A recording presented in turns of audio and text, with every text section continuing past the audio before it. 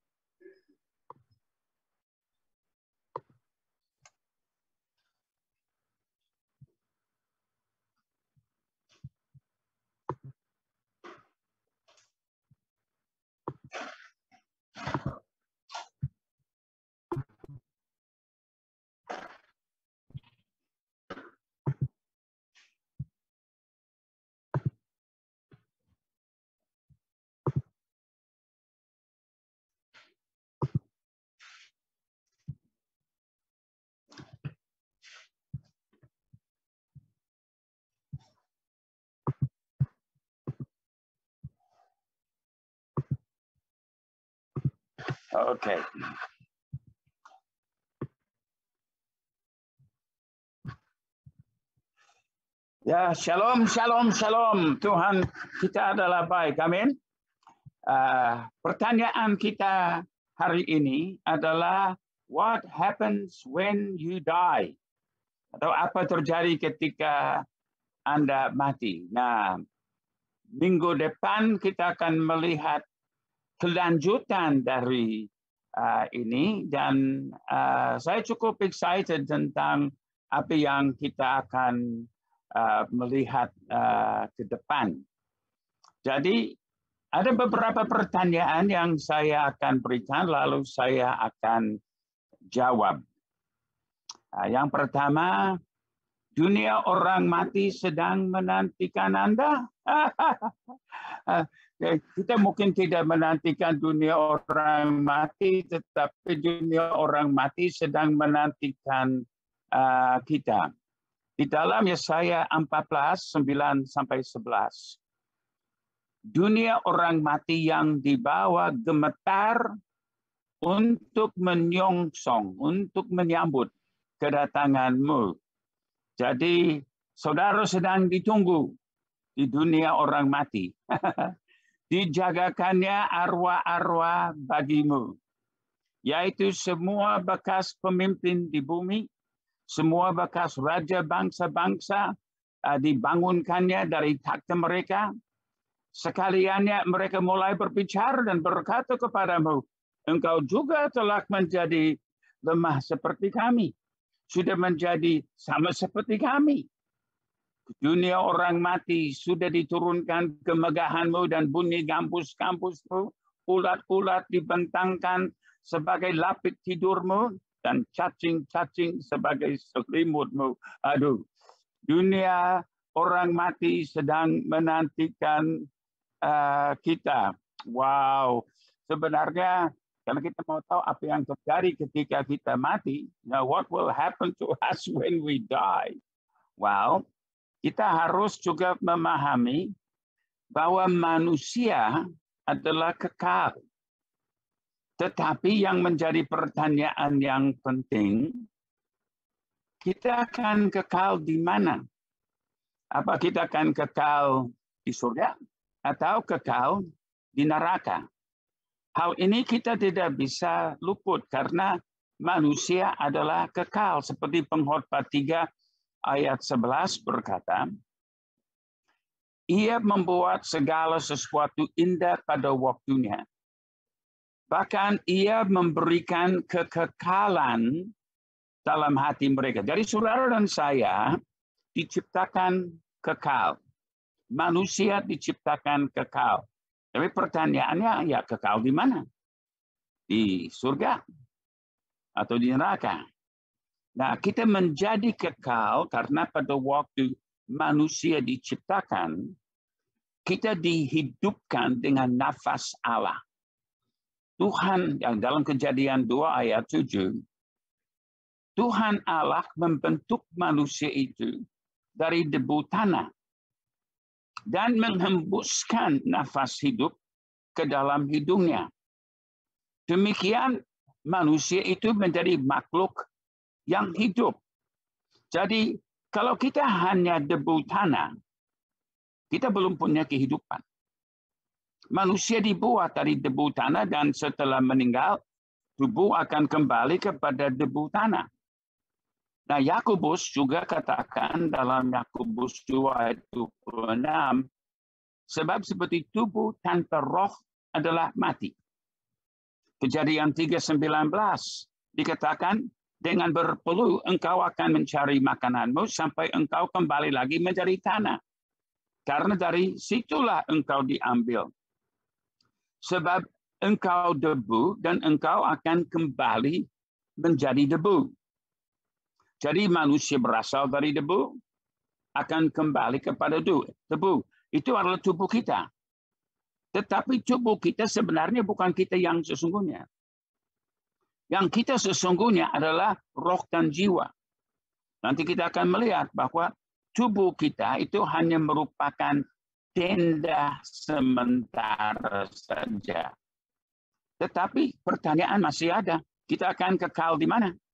Waktu meninggal, kekal di surga, atau kekal di neraka. Tidak ada tempat yang lain, hanya dari dua pilihan itu. Dalam Daniel 12 ayat 2, dikatakan orang-orang yang telah tidur di dalam debu tanah akan bangun. Nah, perhatikan, semua orang akan bangun. Habis mati akan ada kebangkitan. Akan ada kebangkitan untuk orang benar, akan ada juga kebangkitan untuk orang yang tidak benar, untuk orang fasik. Jadi kita akan kekal di mana? Sebagian untuk mendapat hidup yang kekal. Nah, itu adalah orang-orang yang percaya.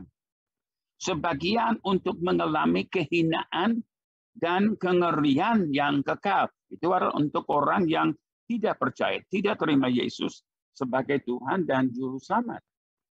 Jadi, kita adalah kekal. Nasib kita ada di antara kedua ini. Sebagian mendapat hidup yang kekal, sebagian untuk mengalami kehinaan dan kengerian yang kekal. Nah, manusia sesungguhnya bukanlah tubuh. Jadi bukan tubuh fisik kita ini. Tubuh kita hanyalah pakaian untuk roh dan jiwa kita. Nah, di dalam 2 Petrus 1 ayat 14, Petrus berkata, sebab aku tahu bahwa aku akan segera menanggalkan kemah tubuh ini. Nah, lihat gambar ini, ada orang yang pakai tenda. Nah, tubuh kita adalah tenda, kemah. Jadi kita akan menanggalkan kemah tubuh ini. Nah, itu biasa disebut kematian. Pada waktu jiwa dan roh kita dipisahkan dari tubuh. Kematian tidak berarti bahwa kita kehilangan eksistensi. Kita tetap eksis. Tetapi jiwa dan roh yang adalah manusia yang sesungguhnya bukan tubuh yang fana ini. Ini tubuh akan menghancur, akan kembali kepada debu tanah. Sebab aku tahu bahwa aku akan segera menanggalkan kemah tubuh ini, kata Petrus. Sebagaimana yang telah diberitahukan kepadaku oleh Yesus Kristus, Tuhan kita. Rasul Paulus juga memberi pesan yang sama. 2 Korintus 5 ayat 1-5. Kami tahu bahwa jika kemah tempat kediaman kita, jadi ini kemah, ini tubuh ini hanya tempat kediaman sementara. Jadi jika kemah tempat kediaman kita di bumi ini dibongkar, atau dengan lain kata, kita meninggal, Allah telah menyediakan suatu tempat kediaman di surga bagi kita. Suatu tempat kediaman yang kekal, yang tidak dibuat oleh tangan manusia. Nah, ini berbicara tentang tubuh kebangkitan. Selama kita di dalam kemah ini, kita mengeluh. Ya, sakit, capek. Ya, kita selalu mengeluh karena kekurangan-kekurangan di dalam tubuh kita ini. Tetapi siapa mau menanggalkannya? Petrus berkata kalau kita mau mendapat tubuh kemuliaan itu, bahwa kita harus menanggalkan tubuh ini. Tetapi tidak ada yang mau mati untuk menerima tubuh yang lebih mulia. Kita berjuang mati-matian supaya tidak mati. Nah, selama kita di dalam kemah ini, kita mengeluh. Karena kita rindu mengenakan tempat kediaman surgawi di atas. Tempat kediaman kita yang sekarang ini. Sebab dengan demikian, kita berpakaian dan tidak kedapatan telanjang. Sebab selama masih diam di dalam kemah ini, nah ini berbicara tentang tubuh kita ini, kita mengeluh oleh beratnya tekanan. Karena kita mau mengenakan pakaian yang baru itu. Oh ya, kita mau tubuh kemuliaan. Kita ingin supaya kita memiliki tubuh yang kekal, yang tidak ada cacat celah. Tetapi yang menjadi masalah seperti yang Paulus sebut di sini, kita mau mengenakan pakaian yang baru itu tanpa menanggalkan yang lama. Tapi itu mustahil. Kita tidak bisa mempunyai dua tubuh. Kita hanya bisa punya satu. Nah, karena kita mau mengenakan yang baru, ya saya rindu untuk mendapat tubuh kemuliaan. Ditanya, yang mana yang lebih bagus? Tubuh kemuliaan yang di surga atau tubuh yang punya banyak keluhan di bumi ini? Oh, yang di surga jauh lebih bagus. Tapi siapa mau melepaskan yang lama? Paulus katakan, ya kita mau mendapat pakaian yang baru, tetapi kita tidak mau menanggalkan yang lama. Padahal persyaratan untuk mendapat yang baru, kita harus menanggalkan yang lama. Supaya yang fana itu ditelan oleh hidup. Tapi Allah lah justru mempersiapkan kita untuk hal itu. Jadi kita semua akan menghadapi kematian. Tubuh yang lama ini memang kita akan harus tanggalkan. Nah, banyak orang bertanya tentang Firdaus. Nah, ada pertanyaan lagi tentang pencuri yang mati di kayu salib bersama dengan Yesus. Kemanakah pencuri yang mati di kayu salib bersama Yesus? Dan Lukas 23 ayat 43, kata Yesus kepadanya, Aku berkata kepadamu, sesungguhnya hari ini juga engkau akan ada bersama-sama dengan aku di dalam Firdaus. Nah, Yesus dan kedua pencuri, yang sebelah kiri, yang sebelah kanan, dua-duanya akan meninggal pada hari yang sama. Dan memang hal itu yang terjadi. Tetapi kepada yang satu, Yesus berkata, hari ini juga, engkau akan bersama-sama dengan aku di dalam Firdaus. Jadi Yesus akan masuk kubur. Apa Firdaus di kubur? Kemana mereka akan pergi? Mana itu Firdaus? Di manakah Firdaus itu? Nah, kita tahu setelah Yesus 3 hari 3 malam di dalam kubur, dia bangkit. Dan dia mau pergi kepada Bapa. Wah, itu pencuri ada di mana? Firdaus itu di mana? Nah, sebentar kita akan kembali dan melihat itu. Tapi sekarang kita mau memikirkan untuk sejenak apa terjadi pada waktu Yesus bangkit. Karena habis 3 hari dia bangkit. Nah, dia ketemu dengan Maria Magdalena di luar kubur waktu Yesus bangkit. Dan dalam Yohanes 20 ayat 17, kata Yesus kepadanya, janganlah engkau memegang aku, sebab aku belum pergi kepada Bapa. Tetapi pergilah kepada saudara-saudaraku dan katakanlah kepada mereka, oh sekarang aku akan pergi kepada Bapakku dan Bapamu, kepada Allahku dan Allahmu. Nah, jadi di dalam pertemuan ajaib ini, Maria Magdalena diberi kesempatan mulia. Dia menyaksikan Yesus yang sudah bangkit. Dan dia mau memeluknya, dia mau pegangnya. Tapi Yesus larang. Tidak boleh memegang aku. Dan Yesus larang. Kenapa? Karena ini adalah peristiwa ajaib yang akan terjadi pada hari kebangkitan Yesus. Tetapi nanti malam, Yesus akan ketemu dengan murid-muridnya di dalam kamar loteng di Yerusalem. Dan dia katakan apa kepada mereka? Nah, jadi Yesus dengan murid-muridnya dalam Yohanes 20:19. Ketika hari sudah malam pada hari pertama minggu itu, berkumpullah murid-murid Yesus di suatu tempat dengan pintu-pintu yang terkunci, karena mereka takut kepada orang-orang Yahudi. Pada waktu itu datanglah Yesus dan berdiri di tengah-tengah mereka dan berkata, damai sejahtera bagi kamu. Nah, ini adalah hari yang sama. Hari yang sama yang tadinya dengan Maria Magdalena. Pagi hari, Yesus berkata, janganlah engkau memegang aku. Kenapa? Sebab aku belum pergi kepada Bapa. Katakan kepada saudara-saudaraku bahwa aku akan pergi kepada Bapakku dan Bapamu, kepada Allahku dan Allahmu. Tetapi pada malam hari, pada waktu Yesus bertemu dengan murid-murid, dan mereka berpikir dia hantu. Jadi, dijelaskan dalam Lukas 24:39, Yesus berkata kepada mereka, lihatlah tanganku dan kakiku. Aku sendirilah ini.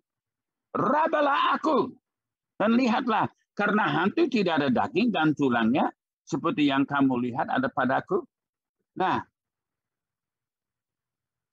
coba kembali lagi memikirkan yang Tuhan katakan kepada Maria Magdalena.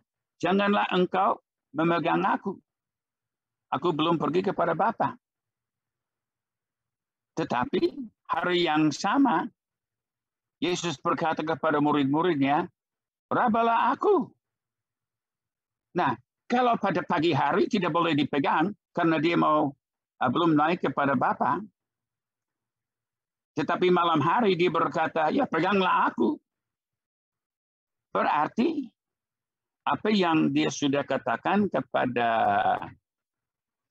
Maria Magdalena, bahwa dia akan pergi kepada Bapa. Kenapa dia harus pergi kepada Bapa? Apa pada hari kebangkitan itu? Setelah Yesus bangkit, dia harus naik kepada Bapa dulu. Sebelum dia ketemu dengan murid-muridnya. Apa sebabnya? Sebabnya adalah karena Yesus harus menggenapi masa raya Paskah. Masa raya Paskah terdiri dari 3 bagian.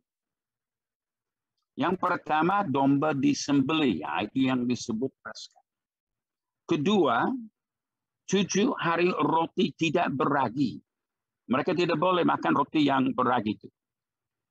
Lalu yang ketiga, bagian ketiga di dalam masa raya Paskah adalah persembahan hulu hasil. Nah, inilah yang dimaksudkan Yesus waktu dia harus pergi kepada Bapa. Dia harus membawa hulu hasil.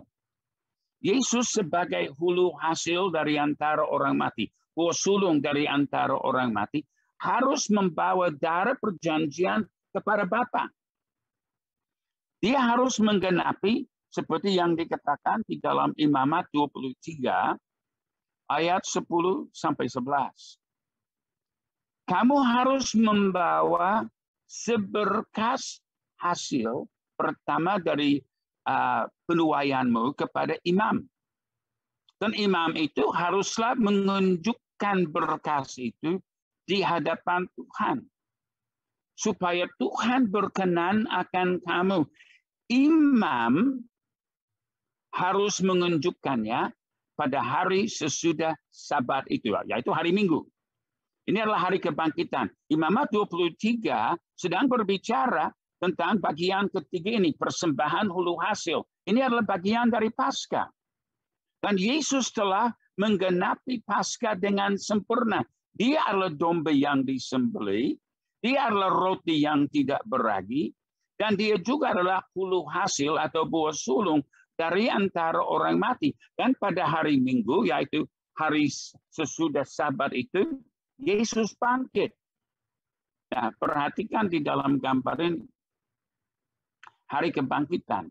Ya, kita kembali 3 hari sebelumnya, Yesus disalibkan. 3 hari dikubur. Lalu kebangkitan, Yesus bangkit, dilihat Maria, jangan pegang aku. Lalu Yesus berkata, aku harus pergi kepada Bapa, Bapakku dan Bapamu. Jadi Yesus membawa darah perjanjian, hulu hasil. Sebagai imam, hanya Yesus yang bisa membawanya. Dan dia membawa darah perjanjian kepada Bapa, dan dia mempresentasikan diri sebagai buah sulung dari antara orang mati. Itu sebabnya pada malam hari, Yesus berkata kepada murid-muridnya, raba aku, dan lihat aku bukan hantu. Dalam 1 Korintus 15:20, yang benar ialah bahwa Kristus telah dibangkitkan dari antara orang mati sebagai yang sulung dari orang-orang yang telah meninggal. Jadi Yesus di dalam kebangkitannya adalah buah sulung dari antara orang mati, dan sebagai hulu hasil di dalam Paskah, dia harus membawa darah perjanjian kepada Bapa. Nah, kembali lagi mengingat tentang pencuri di kayu salib. Yang Yesus berkata, hari ini engkau akan berada di Firdaus. Nah, ini 3 hari sebelum Yesus bangkit dan sebelum Yesus pergi kepada Bapa membawa darah perjanjian. Itu menggenapi keseluruhan dari Paskah. Jadi sepanjang sejarah, kemanakah manusia yang meninggal? Firdauskah? Nah, ada 2 bagian di dalam jawaban ini.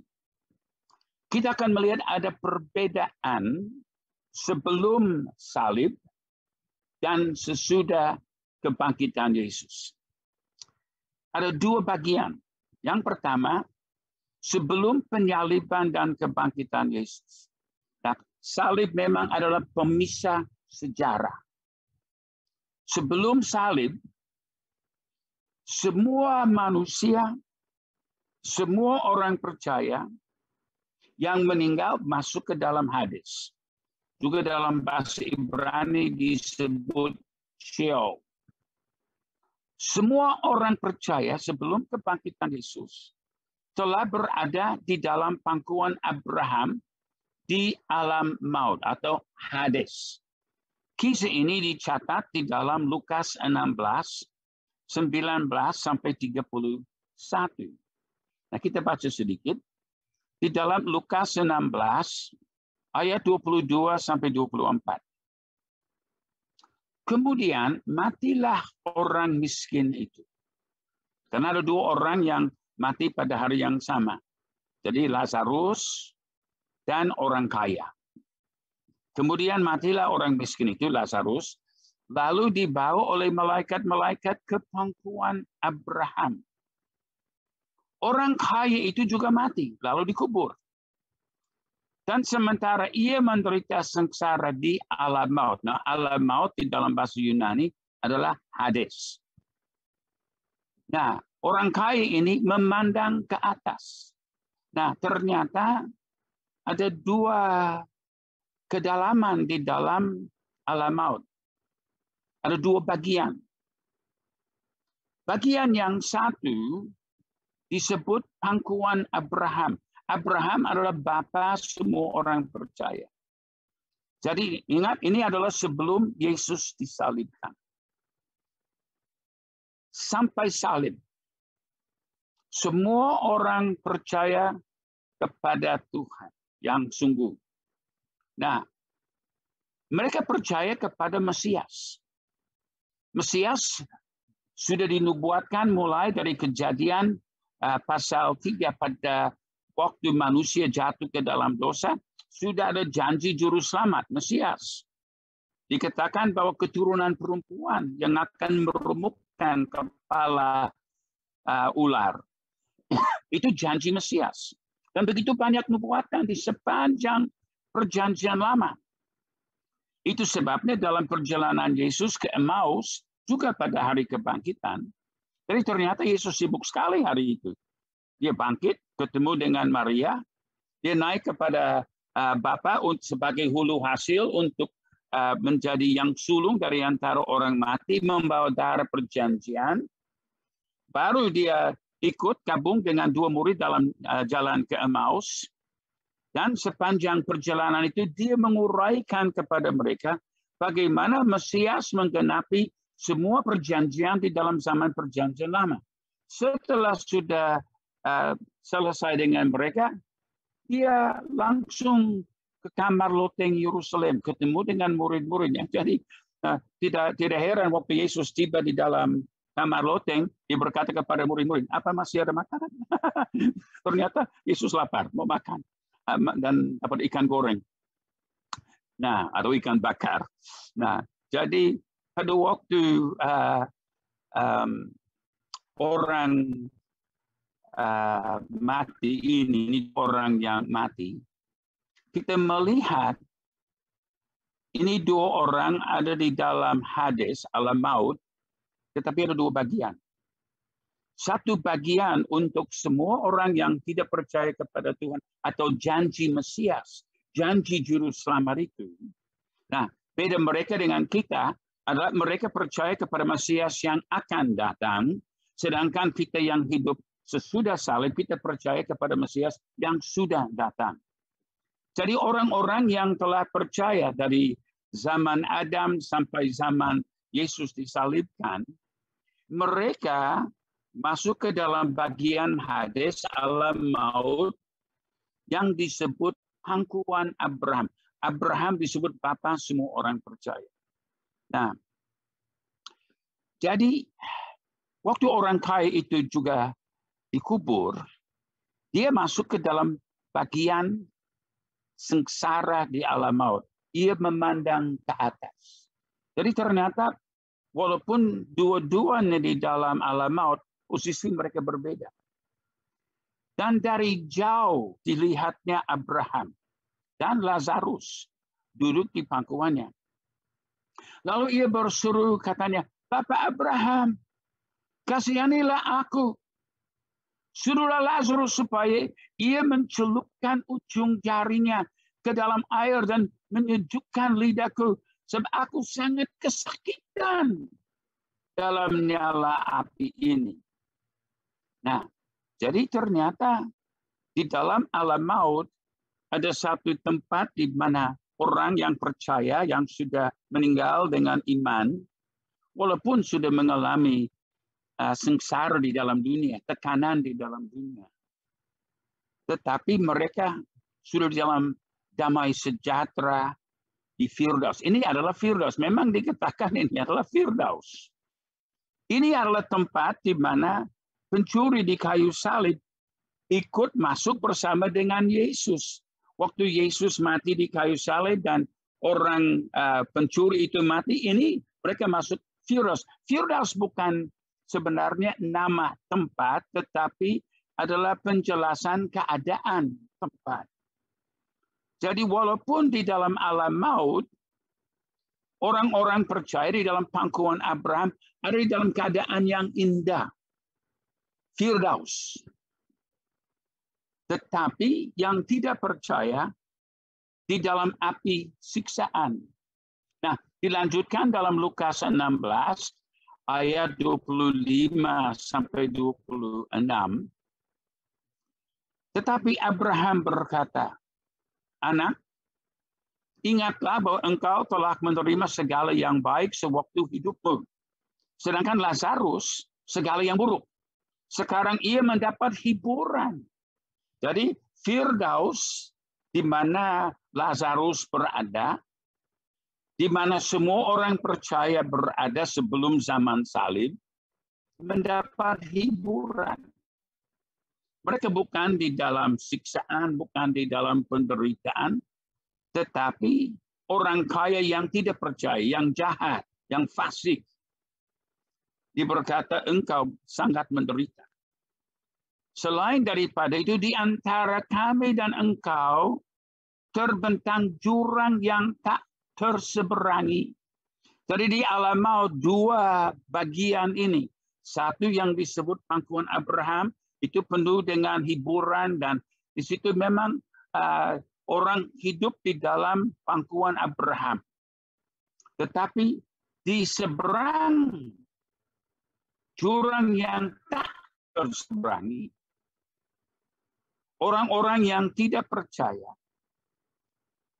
supaya mereka yang mau pergi dari sini kepadamu ataupun mereka yang mau datang dari situ kepada kami tidak dapat menyeberang. Jadi sebelum Yesus disalibkan, semua orang mati masuk alam maut atau Hades, Sheol kalau bahasa Ibrani. Tetapi ada jurang pemisah yang tak terseberangi antara pangkuan Abraham dan tempat siksaan. Jadi ini adalah keadaan sebelum Yesus disalibkan. Tetapi sesudah Yesus disalibkan dan bangkit, kita melihat keadaan sudah beda. Karena tadinya iblis adalah pemegang kunci alam maut. Tetapi setelah Yesus menghancurkan kuasa kegelapan dan mencabut semua persenjataan yang dipegang iblis dari iblis, sekarang Yesus pegang semua kunci alam maut. Sesudah penyaliban dan kebangkitan Yesus, kita melihat bahwa tubuh semua orang percaya yang masuk kubur, tetapi jiwa dan rohnya masuk ke dalam hadirat Tuhan untuk menantikan hari kebangkitan yang pertama. Jadi ini adalah perubahan. Keadaan sebelum salib, semua orang percaya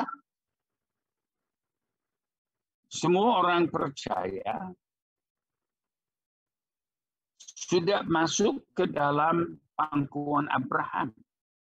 Tapi setelah kebangkitan, semua orang percaya akan masuk ke dalam hadirat Tuhan di alam surgawi. Sementara menantikan hari kebangkitan yang pertama. Recording in progress. Semua orang fasik, orang-orang yang tidak percaya, tetap ada di dalam alam maut Hades, tempat siksaan itu. Dan mereka harus menunggu kebangkitan yang kedua di akhir 1000 tahun damai. Ingat tadi di dalam Daniel, kita melihat ada dua kebangkitan. Ada kebangkitan untuk orang percaya, dan ada kebangkitan untuk orang yang tidak percaya. Yang untuk orang percaya disebut kebangkitan pertama, itu di muka 1000 tahun damai, waktu Yesus datang kembali di akhir masa antikristus. Tetapi di akhir 1000 tahun damai ada kebangkitan kedua. Itu adalah kebangkitan untuk orang-orang jahat. Nah, waktu Yesus masuk ke dalam alam maut, dia mengumumkan kepada orang-orang percaya bahwa api yang mereka sudah nantikan sudah datang. Di dalam 1 Petrus 3 ayat 18 sampai 19. Sayang sekali di dalam terjemahan bahasa Indonesia menggunakan istilah memberitakan Injil, tetapi itu salah.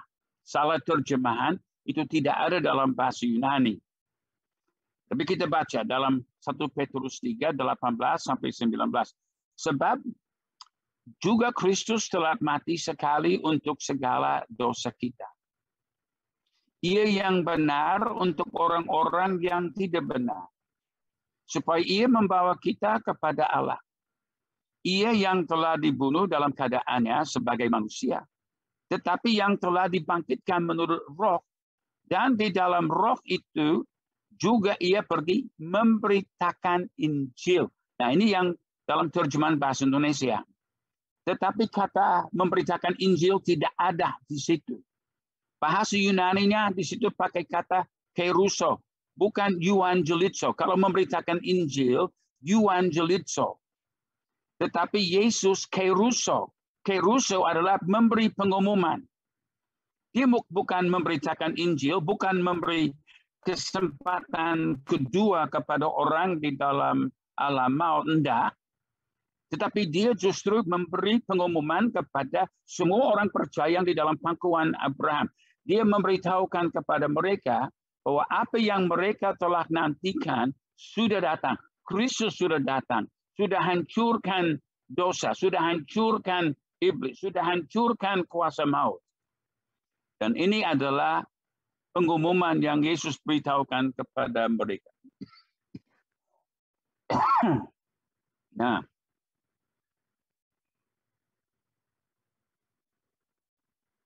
jadi terjemahan memberitakan Injil tak sesuai dengan bahasa asli ataupun terjemahan dalam bahasa-bahasa lain. Tidak ada kesempatan kedua. Sayang sekali memberitakan Injil, banyak orang sudah salah tafsir dan berpikir, oh kalau sudah di alam maut nanti ada kesempatan kedua. Tidak ada kesempatan kedua.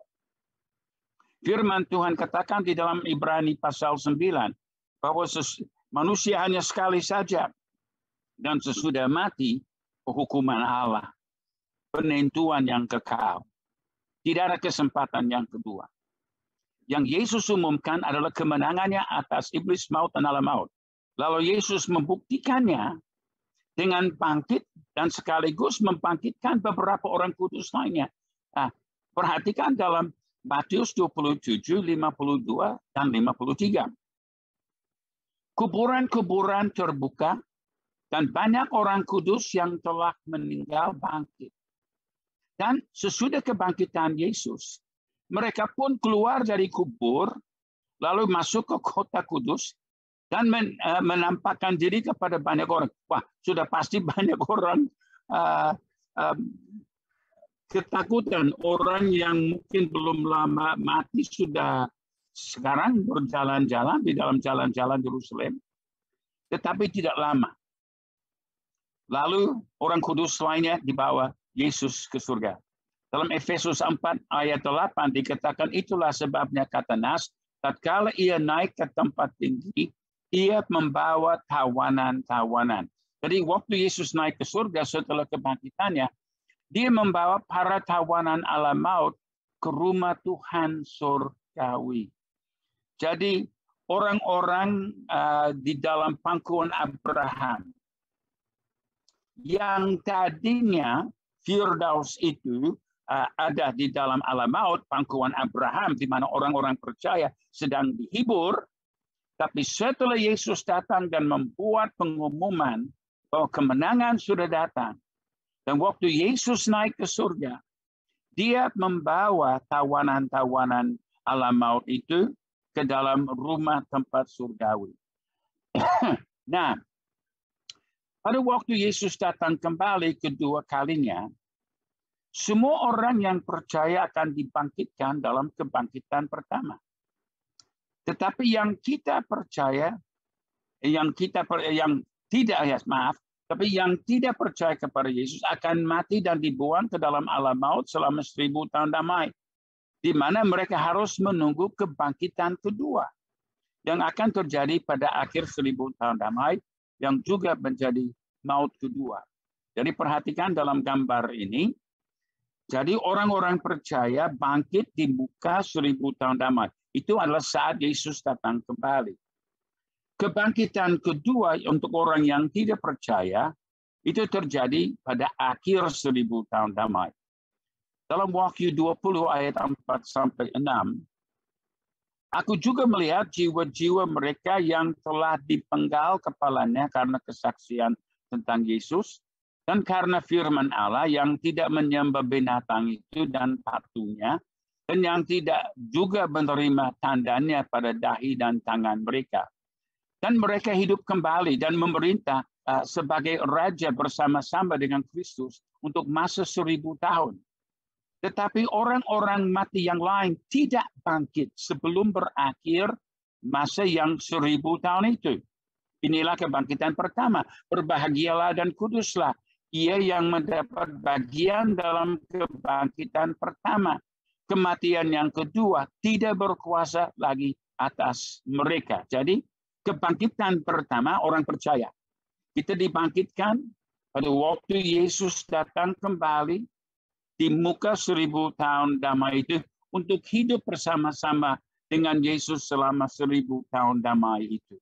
Tetapi orang-orang mati yang lain, semua orang yang tidak percaya, mereka harus menantikan akhir 1000 tahun damai.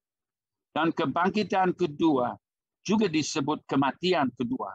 Sebab setelah mereka bangkit dan dihakimi, mereka dilempar ke dalam lautan api untuk selama-lamanya. Jadi orang-orang percaya hidup bersama dengan Yesus dalam kemuliaan Allah, pertama untuk 1000 tahun, baru kemudian untuk selama-lamanya. Sedangkan orang yang tidak percaya masih di dalam perapian di dalam 1000 tahun itu, sedang menantikan takhta atau aras putih di mana mereka dihakimi dan kemudian dibuang ke dalam laut api untuk selama-lamanya. Jadi orang-orang fasik yang mati dibuang ke dalam dapur api alam maut, tetapi orang percaya akan penuh kemuliaan. Perhatikan yang Yesus katakan dalam Matius 13, 40 sampai 43. Ya, pertama sampai 41. Maka seperti lalang itu dikumpulkan dan dibakar dalam api. Demikian juga pada akhir zaman. Anak manusia akan menyuruh malaikat-malaikatnya dan mereka akan mengumpulkan segala sesuatu yang menyesatkan dan semua orang yang melakukan kejahatan dari dalam kerajaannya. Ayat 42 dan 43. Semuanya akan dicampakkan ke dalam dapur api. Di sanalah akan terdapat ratapan dan kertakan gigi. Pada waktu itulah orang-orang benar akan bercahaya seperti matahari dalam kerajaan Bapa mereka. Jadi selama 1000 tahun itu, yang tidak percaya di dalam dapur api, dan di situ terdapat ratapan dan kertakan gigi. Tapi untuk kita sebagai orang percaya, sudah bangkit di dalam kebangkitan yang pertama, kita akan bercahaya seperti matahari dalam kerajaan Bapa, di dalam kemuliaan Allah, bersama-sama dengan Yesus.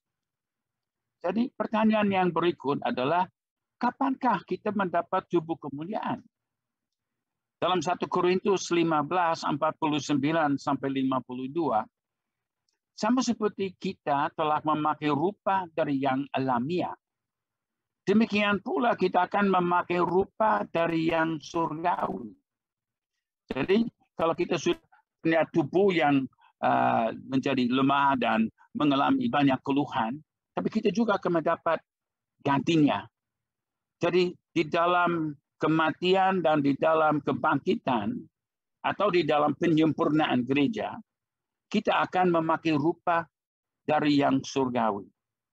Sesungguhnya aku menyatakan kepadamu suatu rahasia. Kita tidak akan mati semuanya. Jadi mungkin saudara dan saya masih bisa hidup sampai Yesus datang kembali. Tidak akan mati semuanya. Tetapi kita semuanya akan diubah. Ini tubuh yang lama tidak bisa dipertahankan. Kita harus tanggalkan tenda ini atau kemah ini. Dalam sekejap mata pada waktu bunyi nafiri yang terakhir, sebab nafiri akan berbunyi, dan orang-orang mati akan dibangkitkan dalam keadaan yang tidak dapat binasa, dan kita semua akan diubah. Wow, kita akan mendapat tubuh yang tidak dapat binasa. Karena yang dapat binasa ini harus mengenakan yang tidak dapat binasa. Ini ayat 53 dan 54. Dan yang dapat mati ini harus mengenakan yang tidak dapat mati. Jadi tubuh kemuliaan, tubuh kebangkitan. Dan sesudah yang dapat binasa ini mengenakan yang tidak dapat binasa. Dan yang dapat mati ini mengenakan yang tidak dapat mati. Maka akan genaplah firman Tuhan yang tertulis. Maut telah ditelan dalam kemenangan. Wah, luar biasa. Luar biasa. Jadi,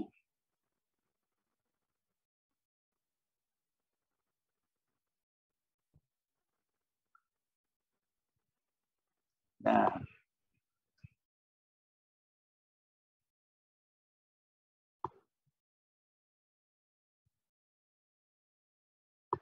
oke. 45 menit sudah selesai, Pak Yusuf. Tepat waktunya. Terima kasih Pak Jeff. Ya, wow, sangat menarik sekali. Silakan tanpa menunggu lama lagi, kalau ada Bapak Ibu Saudara yang ingin bertanya, silakan ketik di room chat, atau kalau mau unmute silakan. Atau dari teman-teman yang di base ya, Kak Duna dari MTHS. Oke, ada pertanyaan pertama Pak Jeff. Ini bertanyaan demikian. Morning Shalom Pak Jeff. Bagaimana caranya untuk mendapatkan tubuh kemuliaan? Apakah pada saat kita menerima Tuhan Yesus, kita sudah langsung dapat kasih karunia tubuh kemuliaan tersebut, atau kita perlu menjaga iman kita selama di dunia supaya finishing well? Oke, ini sehingga kita tidak kehilangan tubuh kemuliaan itu. Ya, itu dulu Pak Jeff. Ada 3 pertanyaan itu dulu Pak Jeff. Nah, ini sebenarnya pertanyaan yang bagus. Karena ini menunjukkan bagaimana gaya kehidupan kita. Nah, jadi di dalam kita menerima Tuhan Yesus sebagai juru selamat, sudah ada potensi. Nah, ini background saya akan merubah backgroundnya sedikit. Karena saya juga terganggu dengan kepala saya berubah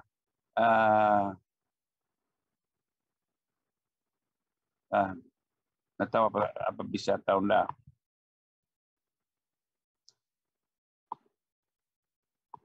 Nah, biar saja.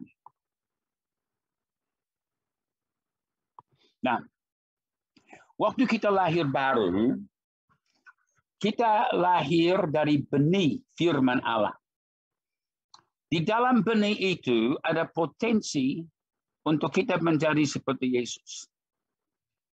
Kalau di dalam kebun saya mengambil benih tomat misalnya, saya tanam, itu akan menghasilkan tomat yang sama seperti aslinya. Saya tanam benih jeruk, yang akan dihasilkan adalah jeruk sama dengan aslinya. Tapi kita lahir baru dari benih firman. Firman Allah itu Kristus. Jadi waktu kita lahir baru, kita terima benih kehidupan Yesus di dalam kita. Memang kita diciptakan dari semula di dalam Kejadian 1 untuk di dalam gambar dan rupa Allah. Di dalam Perjanjian Baru itu diperhalus dan dikatakan kita menjadi serupa dengan gambar Kristus. Prosesnya adalah waktu kita bertobat dan lahir baru, kita terima Yesus sebagai Tuhan dan Juru Selamat, benih firman Allah itu ditanam di dalam kita. Sekarang kita harus terus-menerus memberi makan benih itu. Karena di dalam diri kita ada 2 kebapaan. Ada kebapaan Allah, ada kebapaan iblis. Tabiat lama dan tabiat yang baru. Kalau tabiat yang lama, seperti Paulus katakan, kita harus tanggalkan tabiat yang lama itu dan kenakan tabiat yang baru. Artinya kita harus berjalan terus di dalam Kristus. Ini adalah proses perubahan. Di dalam 2 Korintus 3:18 dikatakan bahwa kita diubahkan ke dalam gambar itu oleh kuasa Roh Kudus, diubahkan dari kemuliaan kepada kemuliaan supaya kita nanti menjadi sama seperti Kristus. Jadi tubuh kebangkitan, ya pertama untuk mereka yang setia sampai mati, mereka di dalam kebangkitan akan mendapat tubuh kebangkitan, tubuh kemuliaan. Tetapi untuk mereka yang hidup sampai Yesus datang kembali, harus berjalan terus di dalam Kristus, mengizinkan kuasa Roh Kudus memproses firman Allah di dalam kita, supaya kita diubahkan untuk menjadi serupa dengan Kristus. Itu sebabnya dikatakan dalam 1 Korintus 15 tadi, aku menyatakan suatu rahasia kepadamu, kita tidak akan mati semuanya, tapi kita semua akan diubah. Jadi yang mati sampai terakhir, atau yang hidup sampai terakhir, itu adalah mereka yang menjadi pemenang-pemenang di dalam Kristus, yang sudah menjadi serupa dengan Kristus. Jadi, kalau mau tahu bagaimana kita mendapat tubuh kemuliaan, ya yang satu adalah meninggal dengan iman dan tunggu hari kebangkitan, atau berjalan terus di dalam Kristus setia sampai terakhir dan menjadi pemenang yang akan diubahkan walaupun tidak sampai mati secara jasmani, tetapi kita juga mati secara rohani kepada kedagingan. Dan kita sudah kenakan Kristus sepenuhnya di dalam kehidupan kita. Jadi itu dua cara untuk kita mendapat tubuh kemuliaan itu. Satu, meninggal dengan iman. Dan yang kedua adalah hidup sampai Yesus datang kembali, dan pada saat bunyi sangkakala terakhir kita juga diubahkan. Demikian. Ya, makasih Pak Jeff. Ini yang bertanya ini adalah Yakobus. Dia ada 3 pertanyaan Pak Jeff. Tadi baru ke nomor 1. Yang nomor 2 bunyinya begini. Apakah tubuh kemuliaan bisa dianalogikan sebagai kendaraan kita untuk hidup kekekalan nantinya?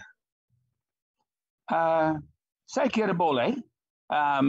Karena memang tubuh seperti dikatakan Paulus di dalam Korintus tadi, kita mendapat tubuh itu supaya tidak telanjang. Nah, apa bedanya misalnya dengan kita dengan orang yang tidak percaya?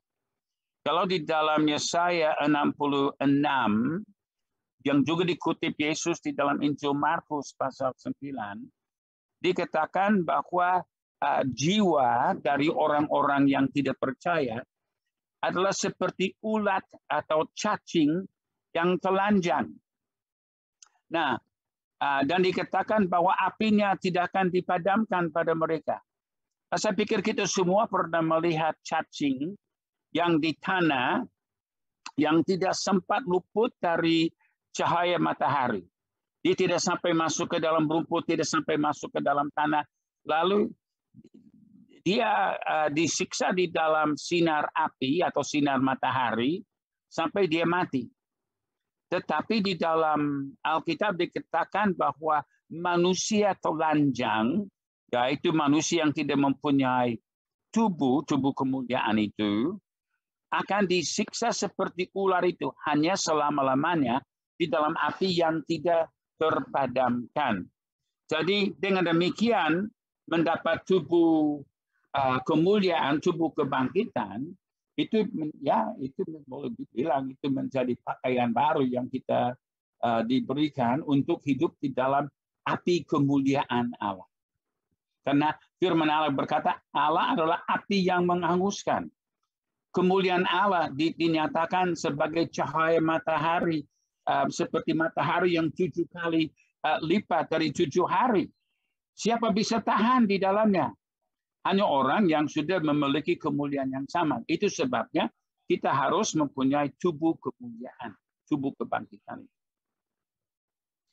Iya, makasih Pak Jeff. Jadi sebenarnya ini menjawab pertanyaan ketiga dari Yakobus, karena Yakobus bertanya bagaimana posisi orang yang tidak mendapatkan dan mengalami tubuh kemuliaan. Udah jelas tadi jawabannya dalam penderitaan.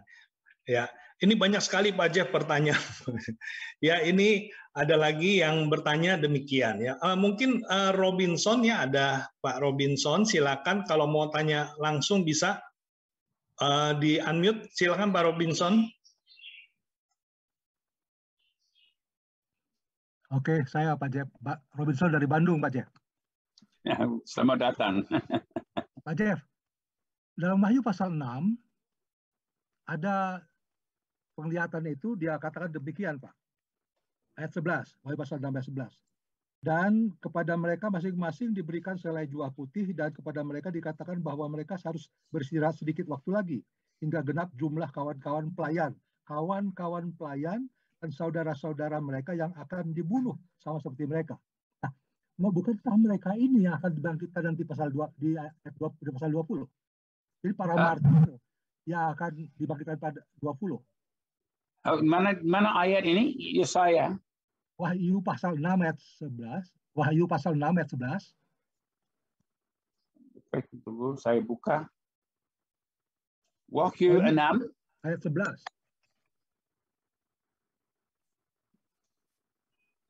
Oke. Nah, dari dalam Oke. Nah, jadi mereka ini yang dibangkitkan nanti pasal 20, para martir ini. Jadi pelayan-pelayan yang dibunuh itu dibangkitkan pasal 20. Jadi berarti kalau dia bukan pelayan, dia tidak martir, mungkin akan menunggu di kebangkitan kedua dan mereka akan dihakimi. Dan mereka dihakimi, tapi mereka akan diselamatkan karena mereka semua pakai tanda Roh Kudus. Jadi mereka akan diselamatkan. Tapi bagi yang tidak punya tanda keselamatan, ya mereka ke neraka. Tapi orang-orang percaya yang ini terlalu banyak info. Saya ini agak ini, tapi ini hanya pandangan saya. Saya belajar Pak. Ya, saya tidak tahu mau mulai di mana. Jadi, kalau kembali kepada Wahyu 6 ayat 11 itu sedang berbicara tentang orang-orang percaya yang sekarang ini bukan waktu 1000 tahun damai, ini sebelum 1000 tahun damai. Ya. Jadi ini berbicara tentang orang-orang Kristen yang sudah mati di dalam penganiayaan dan mereka. Nah, ini adalah bukti juga dari apa yang tadi saya katakan. Waktu setelah Yesus bangkit, dia membawa tawanan-tawanan ke surga. Jadi mereka masuk ke dalam rumah Tuhan surgawi. Dan kita melihat bahwa para martir ini ada di dalam rumah Tuhan di surga dan mereka berada di bawah mezbah dupa. Dan mereka sedang bertanya kepada Tuhan, berapa lama lagi sebelum ini berakhir? Dan Yesus berkata, sabar dulu, karena masih akan ada banyak orang yang mati syahid. Jadi ini mereka sedang menunggu untuk kebangkitan yang pertama.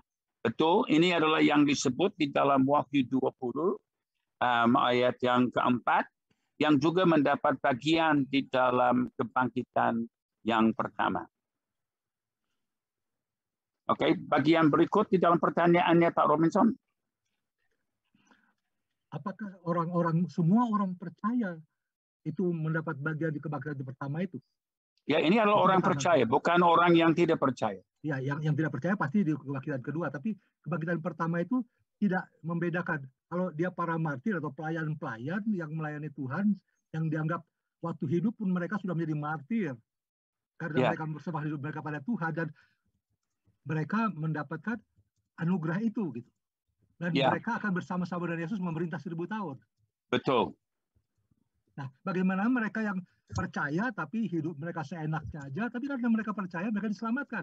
Tapi apakah mereka juga ikut memerintah bersama Yesus 1000 tahun? Pelan-pelan, saya belum tangkap apa maksudnya. Maaf. Kalau mereka ini orang percaya, ada orang percaya yang hidup seenaknya aja, tapi mereka percaya bahwa mereka akan diselamatkan karena katanya kan karena anugerah mereka diselamatkan dan mereka seperti itu dan hidup mereka seenaknya. Tapi ada orang yang sejak mereka percaya pada Yesus, mereka hidup seperti martir, mempersembahkan tubuh mereka pada Tuhan, mereka melayani, dan waktu hidup pun mereka sudah seperti martir gitu. Apakah bukan mereka ini kebangkitan pertama dan nanti orang percaya yang tidak ikut melayani, hidup seenaknya, itu di kebangkitan kedua. Memang semua orang percaya yang betul-betul percaya, bukan yang pura-pura percaya. Ada banyak orang yang pura-pura percaya. Nah, hanya Tuhan yang tahu membedakan antara yang betul-betul, yang sungguh-sungguh dengan yang pura-pura ya. Nah, tetapi di dalam gambaran yang diberikan di dalam Wahyu 6 itu justru menjadi dorongan iman juga kepada mereka-mereka yang tiba pada saat zaman antikristus. Karena tidak semua orang Kristen menjadi pemenang sebelum zaman antikristus. Ada orang-orang Kristen yang mungkin seperti yang Pak Robinson sebut, yang orang-orang Kristen yang mungkin enak-enak, malas-malas, tetapi justru yang mereka tidak menjadi pemenang. Mereka belum menjadi serupa dengan Kristus. Kalau gereja yang sudah menjadi serupa dengan Kristus, mereka tidak akan di bawah pemerintahan antikristus. Tetapi mereka yang tidak menjadi pemenang di dalam zaman sebelum antikristus itu, tiba pada zaman antikristus, mereka akan menemukan diri di dalam penganiayaan zaman antikristus itu. Nah, tadinya mereka enak-enak, pura-pura. Sekarang mereka harus pilih. Kalau sungguh kepada Yesus akan dipenggal kepala. Karena antikristus menuntut mereka harus menyerahkan diri kepada setan, harus menolak Yesus. Tapi kalau tiba-tiba, tadinya saya enak-enak, dan orang Kristen yang lain sudah menjadi pemenang, tetapi saya masih di dalam keadaan seperti ini. Tapi untuk mempertahankan keselamatannya, dia harus menolak antikristus, menolak angka 666 itu. Dan kalau dia menolak, dikatakan dalam Wahyu 13 akan dipenggal kepalanya. Nah, tapi karena mereka bisa membaca Wahyu 6 dan lihat bahwa para martir sudah ada di dalam hadirat Tuhan, mereka juga dapat didorong untuk mempertahankan kesetiaan mereka sampai juga dipenggal kepalanya. Sehingga dalam Wahyu 20 ayat 4, mereka juga mendapat bagian di dalam kebangkitan pertama dan akan memerintah. Jadi mereka akan dari Kristen yang mungkin sedikit suam-suam, tiba-tiba mereka menjadi Kristen berapi-api, dan mereka juga menjadi pemenang lewat penyerahan total dan dipenggal kepalanya, sampai mereka juga mendapat bagian dalam kebangkitan pertama. Oke. Terima kasih Pak Jeff, Pak Robinson ya. Kalau misalnya ada pertanyaan lain di room chat aja Pak Robinson ya, bisa di chat ya. Nah Bapak Ibu Saudara sekalian, ini karena pertanyaan banyak sekali, jadi mohon maaf, jadi untuk pertanyaan langsung ya tidak dibuka ya, jadi kita akan melayani langsung yang dari chat ya. Karena ini banyak sekali Pak Jeff ya, saya nggak tahu apa 3 hari selesai. Pak Yusuf, ya? Kalau misalnya ada pertanyaan-pertanyaan yang tidak sempat kita jawab, kalau mereka tuliskan kepada Pak Yusuf, nanti Pak Yusuf bisa kirim kepada saya bersedia untuk memeriksa dan menjawab secara tertulis, supaya nanti mereka bisa mendapat kopian. Juga dari PowerPoint hari ini, nanti sebentar saya akan kirim kepada Pak Yusuf dalam bentuk PDF, dan itu bisa dibagikan juga kepada mereka semua. Oke, terima kasih Pak Jeff. Wow, ini kabar baik. Pak Jeff, ada pertanyaan lagi dari Bu Mulyati. Kebangkitan kedua artinya apa untuk orang percaya dan untuk orang tidak percaya? Mestinya sih tadi udah terjawab ya, mungkin dikasih penjelasan mungkin agak terlewat Bu Mulyati ini. Nah, kalau di dalam kebangkitan kedua, itu sebenarnya bukan untuk, memang bukan untuk kita sebagai orang percaya, tapi itu adalah penutup dari 1000 tahun damai. Jadi pada waktu itu di dalam Wahyu 20, iblis dilepaskan untuk sedikit waktu. Nah, ada pertanyaan di situ karena antikristus dan nabi palsu pada waktu Yesus datang kembali kedua kalinya langsung dibuang ke dalam laut api. Nah, itu di bagian akhir dari Wahyu 19. Tapi dalam Wahyu 20, iblis ditangkap dan dipenjarakan selama 1000 tahun. Kenapa? Kenapa tidak juga dibuang langsung ke dalam lautan api? Ada alasan. Karena justru iblis sebagai penggoda yang menyebabkan Adam dan Hawa jatuh ke dalam dosa, Tuhan menyimpan dia di dalam penjara selama 1000 tahun damai itu, supaya dia dapat menyaksikan kekalahannya. Bahwa apa yang dulu sudah Tuhan berfirman, aku akan menjadikan manusia menurut gambar dan rupa Allah. Dan itu yang iblis melawan. Tapi dia kalah. Dan di dalam 1000 tahun damai, dia dari penjaranya dapat melihat dia kalah. Dan bahwa Allah sudah menang. Adam dan Hawa yang akhir zaman Kristus dan gerejanya, dan semua orang percaya dari segala zaman sudah hidup di dalam kemenangan 1000 tahun. Karena Tuhan pernah berfirman, pada hari engkau makan, engkau akan mati. Dan tidak pernah ada manusia hidup 1000 tahun. Yang paling panjang Methuselah, 969. Tidak pernah yang hidup sampai 1000.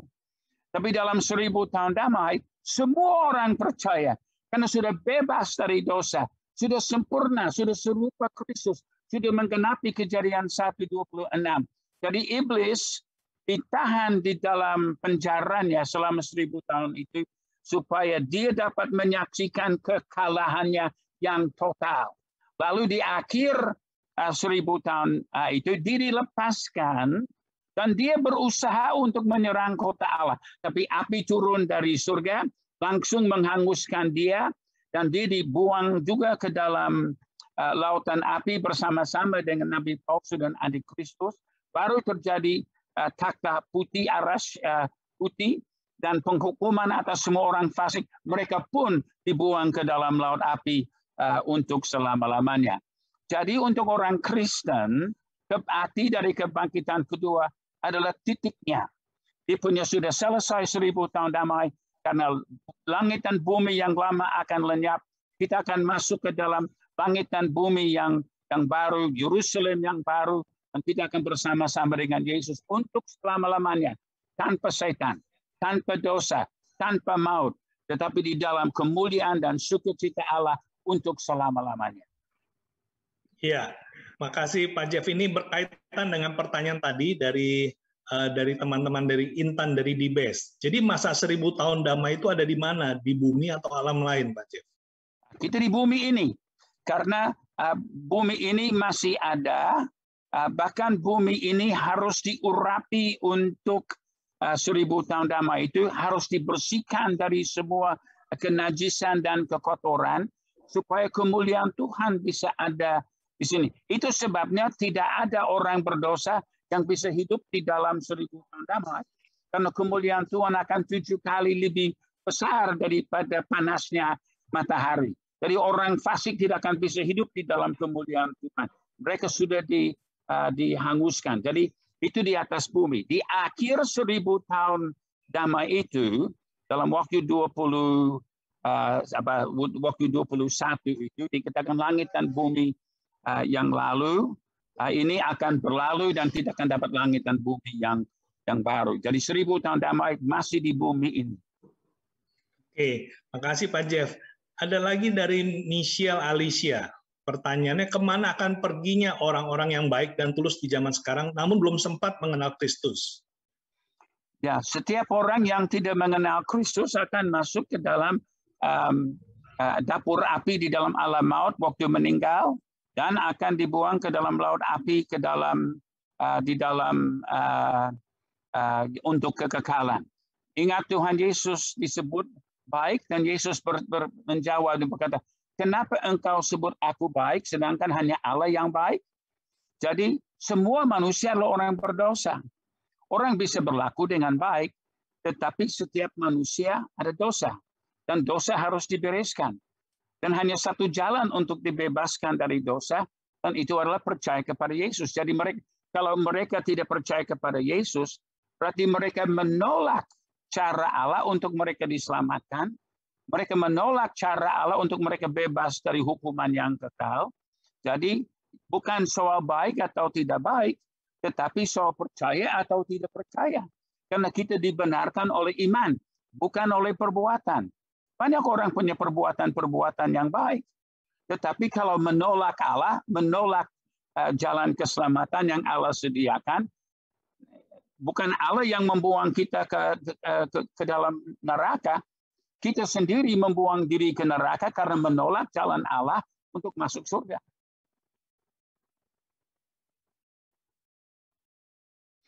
Yusuf, unmute. Iya Pak Jeff, makasih. Jadi sama juga seperti pertanyaan dari Bu Ramona ya. Di sini juga pertanyaan juga sama. Jika orang yang sudah percaya ia meninggal pada, ini agak berbeda Pak Jeff. Pertanyaan begini dari Ramona. Jika orang yang sudah percaya dan ia meninggal pada saat berbuat dosa dan belum minta ampun, apakah ia tetap bisa masuk surga? Tolong ulangi lagi.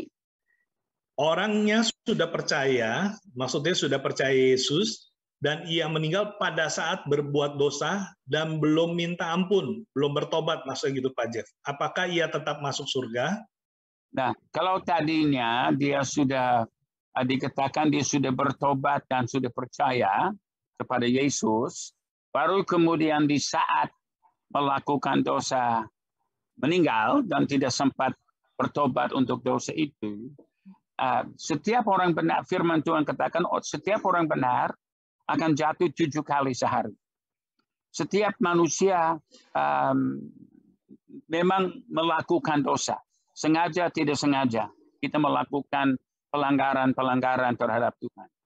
Jadi kita percaya kasih karunia Tuhan. Kalau kita sudah percaya, kita dibenarkan oleh iman.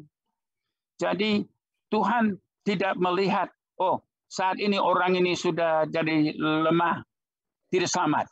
Oh bertobat, selamat. Oh lemah lagi, tidak selamat. Oh bertobat lagi, selamat. Enggak.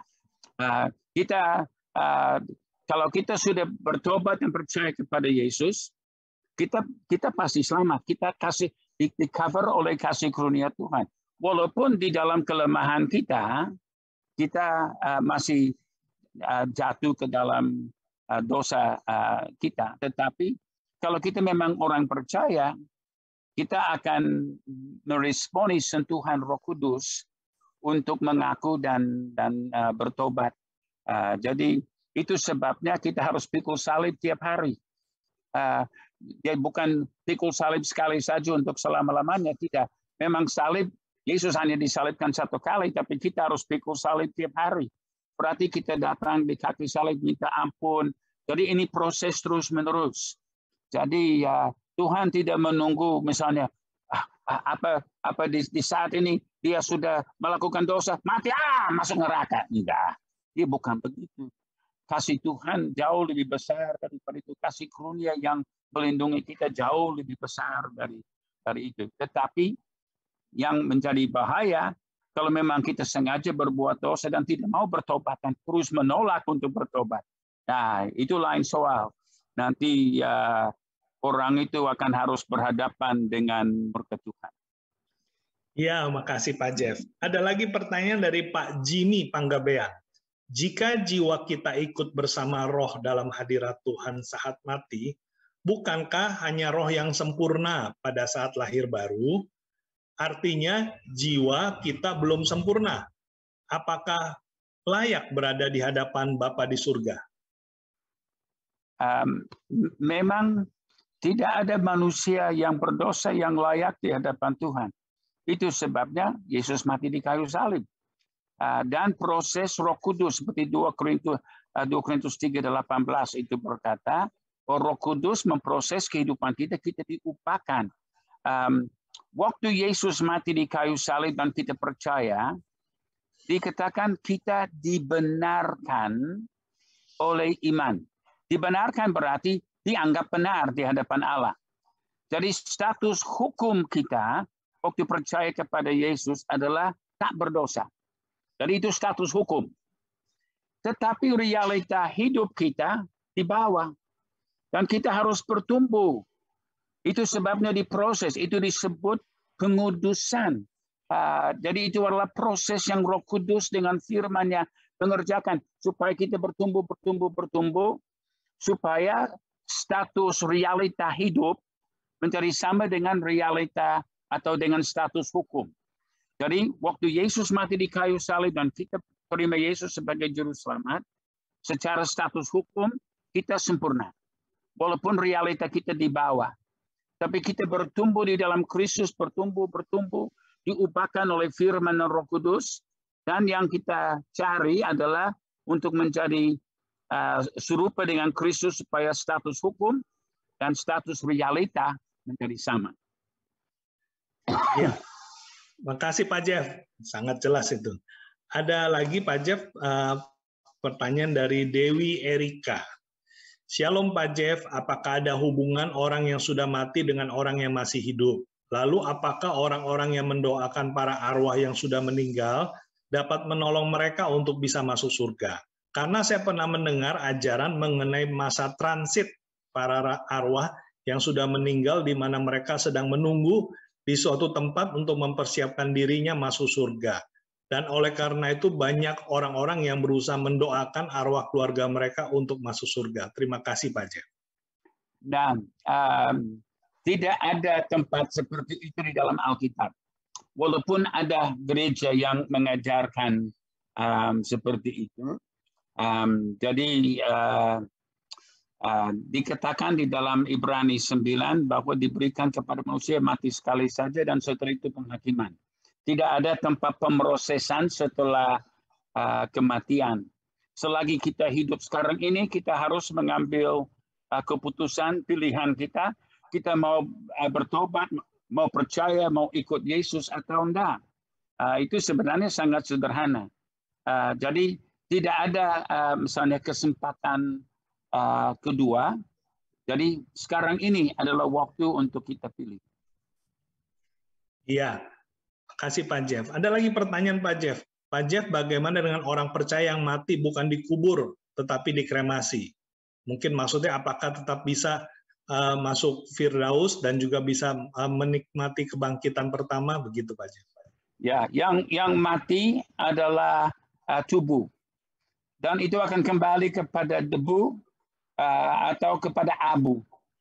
Jadi ada banyak sekali orang percaya yang dibunuh, dimatir lewat dibakar. Apa kita mau katakan karena mereka dibakar bahwa mereka tidak bisa selamat? Tidak. Yang mati bukan jiwa dan roh. Yang mati adalah tubuh. Dan tubuh hanya tenda atau kemah yang kita harus tanggalkan. Jadi kremasi atau dikuburkan itu tidak ada hubungan dengan itu. Nah, tadi juga pertanyaan tentang arwah-arwah. Jadi ini kembali lagi kepada itu. Kita sudah tahu bahwa sebelum Yesus disalibkan, yang punya kunci alam maut adalah iblis.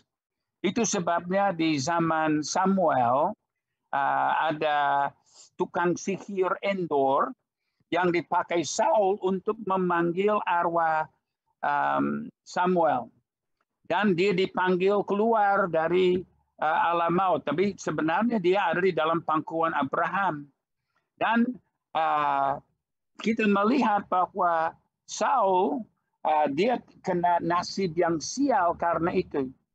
Jadi memang di dalam zaman itu iblis mempunyai kuasa atas alam maut. Itu sebabnya dulu iblis pernah berselisih tentang Musa. Di mana Musa? Saya baca dia sudah mati. Kenapa dia tidak ada di dalam alam maut?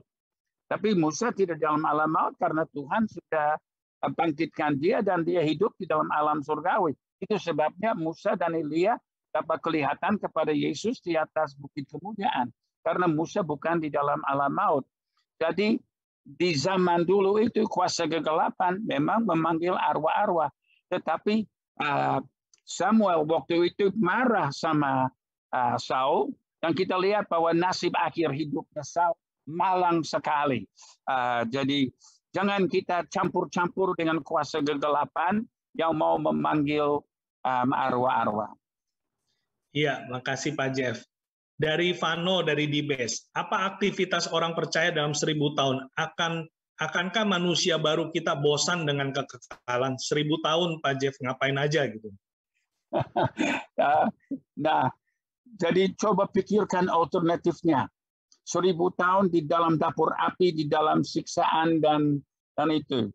Jadi saya pikir kalau orang yang sudah jatuh cinta sama Yesus tidak pernah akan bosan karena bukan cuma 1000 tahun, untuk selama-lamanya tanpa ada akhirannya. Nah, kalau aktivitasnya justru Tuhan tidak memberitahukan kepada kita supaya kita manusia fana yang terbatas pikiran dan pemahamannya, supaya jangan kita terlalu banyak memikirkannya. Tetapi kalau kita memikirkan secara kerinduan, ini pribadi saya. akan ada miliaran orang yang sudah bertobat dan percaya. Setiap mereka sudah mempunyai kesaksian tentang bagaimana mereka telah mengalami pergumulan hidup dan mengalami kemenangan karena kasih Kristus. Saya ingin mendengar miliaran kesaksian itu. Dan saya pikir 1000 tahun tidak akan cukup untuk kita mendengar semuanya. Saya juga ingin mendengar dari Tuhan uraian-uraian yang langsung tentang segala isi Alkitab dan kebenaran-kebenaran yang mungkin hal-hal yang kita sudah kurang pahami sekarang, di mana Tuhan dapat menguraikannya kepada kita. Ya, sebenarnya saya pikir 1000 tahun tidak cukup untuk kita dapat menikmati persekutuan dan kesaksian dari miliaran orang yang akan di situ bersama-sama dengan kita. Iya. Tidak akan bosan. Pasti tidak bosan.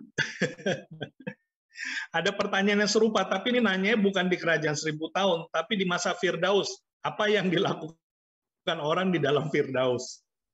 Jadi seperti tadi yang kita melihat Firdaus, sebenarnya itu adalah keadaan dan bukan hanya nama tempat. Alam maut waktu di dalam zaman sebelum Kristus itu, Firdaus itu ada di dalam alam maut. Dan Yesus berkata kepada pencuri, hari ini engkau akan di Firdaus bersama dengan aku. Yesus kemana? Dia masuk ke alam maut. Dan orang pencuri itu masuk ke alam maut, tapi bagian pangkuan Abraham. Nah, di situ mereka juga pasti sudah membicarakan harapan mereka untuk kedatangan Mesias yang akan datang. Jadi sukacita besar di alam maut, di Firdaus, pada waktu Yesus datang ke dalam alam maut itu memberi pengumuman bahwa apa yang mereka nantikan sudah datang. Kemudian di dalam 2 Korintus kita baca bahwa kesaksian Paulus bahwa dia dibawa ke dalam langit ketiga. Waktu dia naik ke langit ketiga itu juga disebut Firdaus. Jadi Firdaus bukan lagi di alam maut tetapi ada di dalam hadirat Tuhan. Itu juga memberi konfirmasi tentang Firdaus sebagai tempat kemuliaan dan sukacita untuk orang-orang percaya. Jadi di Firdaus, namanya Firdaus karena tempat yang penuh dengan sukacita. Jadi tidak ada kebosanan, penuh sukacita dan kemuliaan dan kasih. Siapa bisa bosan dengan kasih? Iya, makasih Pak Jeff. Ini kayaknya pertanyaan terakhir yang dijawab langsung, yang lain nanti akan dijawab lewat chat ya, lewat email oleh Pak Jeff nanti. Pertanyaan dari Ibu Joyce ya, Pak Jeff bisa jelaskan ayat dalam Wahyu 20 ayat 8. Siapa orang-orang atau dalam ayat itu dibilang bangsa-bangsa yang disesatkan dari kerajaan 1000 tahun damai?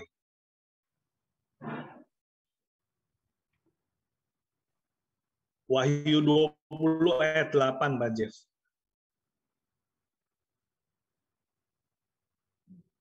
Nah, tidak ada bangsa yang akan disesatkan di dalam 1000 tahun damai.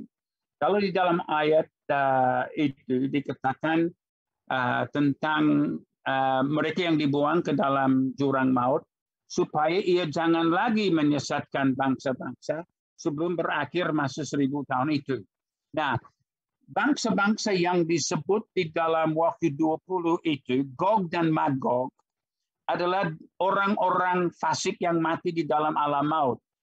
Nah, mereka akan dibangkitkan di dalam kebangkitan kedua, dan dikatakan mereka akan naik ke atas daratan untuk menyerang kota Allah bersama dengan iblis. Jadi yang menyesatkan mereka memang ini adalah orang yang sudah sesat, bukan orang yang bukan orang percaya yang akan disesatkan. Ini adalah orang sesat yang disesatkan lagi. Mereka hidup di dalam kesesatan dan mereka disesatkan untuk kita menyerang kota Allah lagi. Tetapi mereka menyerang kota Allah, langsung api turun dan menghanguskan mereka. Iblis dibuang ke dalam laut api. Dan orang-orang sesat itu mereka berhadapan dengan aras putih dan juga dibuang ke dalam laut api. Jadi bukan bangsa-bangsa yang percaya yang disesatkan, tetapi ini adalah dunia alam maut, orang-orang mati dalam dapur api yang disesatkan untuk coba lagi untuk melawan Allah. Jadi orang sesat yang disesatkan lagi. Jadi seperti ayat firman Tuhan berkata, biar orang kudus tetap kudus, biar orang najis tetap najis. Jadi orang najis dinajiskan lagi, orang sesat disesatkan lagi. Bukan orang yang benar yang disesatkan. Ya, Pak Jeff. Ini karena waktunya juga kita sudah terbatas. Pertanyaan terakhir, Pak Jeff, dari teman-teman dari DBase, ya. Dino dari DBase. Kira-kira kapan waktu Tuhan akan datang kembali? Ini mungkin berlanjut kepada sesi berikutnya. Silakan Pak Jeff. Mungkin ayat-ayat terakhir firman Tuhan di dalam kitab Wahyu juga adalah jawabannya, ya. Di dalam Wahyu 22, di mana ayat 20 berkata, Ia yang memberi kesaksian tentang semua ini berfirman, ya aku datang segera. Amin. Datanglah Tuhan Yesus. Nanti dilanjutkan minggu depan. Ya, silakan Pak Jeff bisa kasih konklusi Pak Jeff sebelum nanti kita akhiri. Nanti yang lain biar dijawab lewat chatting. Ya, konklusi adalah bahwa asal kita sudah bertobat dan percaya kepada Yesus, aman. Aman. Kita tidak perlu takut tentang masa depan, bahkan kematian. Seperti yang kita lihat di dalam Korintus, yang orang-orang di situ yang Paulus harus tegur mereka. Mereka ingin mendapat tubuh kebangkitan, tetapi tidak bersedia melepaskan tubuh yang fana ini. Jadi, untuk kita yang percaya, mati adalah bersama-sama dengan Tuhan. Mati hanya memisahkan diri dari dunia ini yang penuh dengan semua kesesatannya. Tetapi kalau kita dipanggil pulang untuk ketemu dengan Tuhan, puji Tuhan, kita akan segera diubahkan dan menjadi dapat tubuh kebangkitan. Tetapi kalau kita hidup, berjuang terus untuk menjadi serupa dengan Yesus dan menggenapi panggilan dan misi Tuhan, supaya pada saat Yesus datang kembali, kita juga mendapat tubuh kemuliaan bersama-sama dengan Yesus. Juang terus, jangan takut, Yesus hidup, karena maut ditelan di dalam kemenangan. Amin.